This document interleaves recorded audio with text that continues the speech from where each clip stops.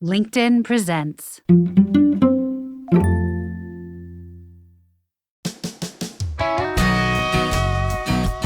Hi, it's Thursday. I'm Michael Kovnat, and this is the Next Big Idea Daily. Be sure to follow the show to get new episodes and leave us a rating or review in your podcast player. So now that we're in the new year, do you have any resolutions, big plans to make some big changes in your life? Well, how about this one? Leaving your 9-to-5 grind to go off-grid and build a cozy cabin in the woods. Sounds romantic, right? Well, Patrick Hutchison did exactly that. And let's just say the reality involved fewer Instagram moments and more spiders than he might have expected. In the new book, Cabin, Off-the-Grid Adventures with a Clueless Craftsman, Patrick shares the highs, lows, and life lessons of abandoning his office job to rebuild a rundown cabin in Washington's Cascade Mountains. Along the way, he discovered the value of effort over outcomes, the importance of community, and the surprising beauty of time spent being utterly, totally bored. Patrick will join us with 5 of his big ideas right after this quick break.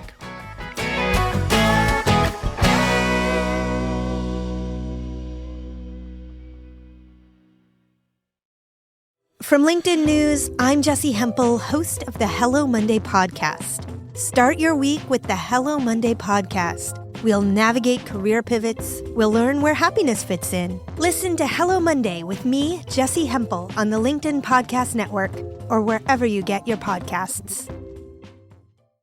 I'm Tomer Cohen, LinkedIn's Chief Product Officer. In my new podcast, Building One, I interview some of the best product builders out there. People at the intersection of dreaming and building and learning. Together, you and I will learn from their experiences. If you're just as curious as I am, follow Building One wherever you listen, and check out the conversation on LinkedIn. Hi, my name is Patrick Hutchison, and I'm the author of Cabin, Off-the-Grid Adventures with a Clueless Craftsman. This is my first book, and it chronicles my journey as a jaded office worker who buys a tiny rundown cabin in the Cascade Mountains of Washington State, and ultimately decides to quit his job and pursue a career building. I'd like to share 5 key insights from my book. Insight number 1. Embrace the reality. Don't chase the dream. Owning a cabin is an enchanting dream. I get that. But, at least for me, the reality was drastically different than the fantasy. And the reality was so much better. Like most people, I've spent far too many hours on Instagram gazing hypnotically at images of cozy log cabins covered with fresh blankets of snow, big wood stoves roaring inside. I'd see those pictures and I'd think, that looks amazing. And in reality, that experience is amazing. But for all the reasons that a picture could never capture. The picture, the fantastical scene, doesn't convey that inside you're with your best friends who you haven't seen in a month. And you just spent an hour outside breaking down firewood. And you're finally just starting to warm up. And you don't have to go to work tomorrow. And you haven't even considered what's happening in the outside world in at least 12 hours. Cabin life, and the projects that went along with it, were often hard, often frustrating. It was a pain to keep the fire fed, to wash dishes outside in the freezing rain, to walk into the property when the snow was too deep to drive. You had to want and work to be there comfortably, but that work made the resulting comfort impossibly rich. Working on the cabin was a frequent and welcome reminder that life is not easy, but we can only expect out of it what we put in. And it's often the effort that we put into it where all the best moments actually happen. My favorite memories of the cabin don't include the sorts of scenes you'd expect to find on Instagram. They were all recollections of mundane tasks and maintenance, filling hurricane lamps, chasing out mice, investigating leaks, building things, working to make life a little better out there in the woods. Conjure a community of collaborators. One of the most unexpected pleasures of cabin life was the community that went along with it.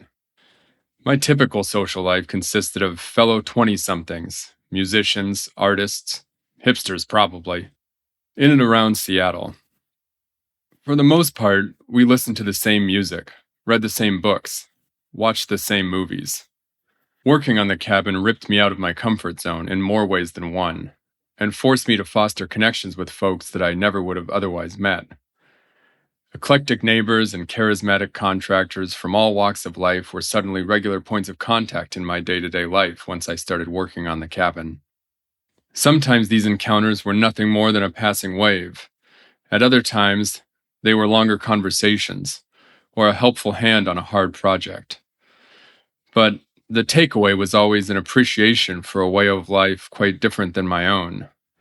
Taken together, the community of collaborators and neighbors at the cabin fostered a greater respect for others, even when I thought I was a very open-minded person to begin with. The community was also a reminder to get out and meet folks face-to-face whenever possible. At a time when it's all too easy to send a DM or an email or leave a voicemail, there's still something special that happens when you can meet up, shake a hand, and connect with someone on the same ground. Celebrate the effort, not the outcome. Any accomplished carpenter would probably view most of the work I did on the cabin as a failure. Crooked cuts, bent nails, and sloppy measurements abounded in the finished product. But each of the flaws bore a memory of a good time, out in the woods, usually with a good friend. Or the flaws made me reflect on how I felt about the project before I started, with absolutely zero clue how to do anything. And I'd feel proud that I'd gotten to a point where there was anything nailed to the wall to reminisce about. Obviously, we all want to succeed. Whether it's renovating a cabin or getting a promotion or asking a crush out on a date. It feels bad to try for things and blunder them, to trip and fall and fail. Working on the cabin, and often coming up short on perfection, left me with the irrepressible belief that there's something almost more impressive about failing, as long as you keep going. Because when you fail, it forces you to get in the habit of finding ways to celebrate the effort rather than the outcome. And if it's the effort that starts to feel like the payoff, then you'll always try again and again and again, regardless of the outcome. The effort becomes the thing you chase until eventually, the point is not whether you fail or succeed, but whether you find satisfaction in the effort alone. And when it's the effort you want, you'll try harder, you'll get better. And none of it will matter in a way because you're too busy enjoying the task at hand while you're doing it. Spend more time in the woods. This probably feels like an obvious one that's about as easy to ignore as calls to drink more water and get more exercise. But I'm including it here because something incredible happens when we are stripped of our phones and digital connections. The lack of these tethers sets us free to reconnect with ourselves and others in far more meaningful ways. I cannot stress enough how much I think this matters. How valuable an experience it is to cozy up in an intimate space without phones or Wi-Fi or TVs or central heating, and connect with people, for lack of a better term, in more analog ways. Play board games that sound dumb. Listen to music actively instead of using it as background noise. Make ceremonies out of simple things like drinking tea or lighting incense. Be bored. Being utterly, truly bored is a wonderful state of existence because it forces you to get creative with your time, to pursue with 100% attention even the most trivial of curiosities. And while I think the best way to get the benefits of being disconnected is to spend more time away in a cabin with little more than a wood stove and a pack of cards, I get that life is full, and sometimes it's hard to get away. If that's the case, find other ways to get at the same experience. Go to a new park and have a meal with a good friend while you leave the phones in the car. Take a wandering walk with no particular destination. However you do it, force yourself to disconnect every once in a while, however possible. Practice passions your way. In my early 20s, I grew my hair out, bought a fixed-gear bicycle, and, among a litany of other, similarly stereotypical Pacific Northwest young man endeavors, decided to learn how to play the guitar. Almost 20 years later, I'm still trying to learn, but I've kept it up more or less regularly for the entirety of that time. I nearly quit on several occasions, mostly because my perception of how I should be learning was clashing with how I wanted to learn. I could never shake the thought that I should be taking proper lessons, or reading music theory books, or practicing scales ad nauseum. But I couldn't stand this way of learning. After a few years of this struggle, I happened upon an interview with one of my favorite musicians. Someone asked him, "What's the best way to practice?" And his response, though simple, completely changed my attitude toward learning. He said, "Whatever makes you want to pick up the instrument, whatever makes you enjoy playing, that's the best way to practice." After years of weekend renovations on the cabin, I ended up feeling fairly confident that I was ready for a career shift.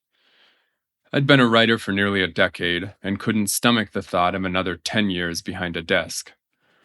The problem was, my work on a tiny ramshackle place in the woods hardly felt like the sort of resume that would get me work as a carpenter. I needed to learn more, but when I looked around at the entry-level construction jobs around me, they didn't feel right. I didn't want to work on million-dollar homes in the city. I wanted an education that kept me in the woods. So I followed the same advice I'd heard for music. I quit my job and, with the help of good friends, built a cabin from scratch out in the mountains on my own terms. Then came another. Now, I spend my days working as a carpenter for a treehouse company. Basically, a guarantee that wherever I am, I'm working on a small, intimate structure, out in the trees, out in the woods. Thank you, Patrick. Okay, everyone, get yourself a copy of Cabin wherever you get your books, and then maybe take it with you out to the woods. Remember, if you want to have big ideas like this right in your pocket, head over to the App Store and download our Next Big Idea app. I'm Michael Kovnat. See you tomorrow.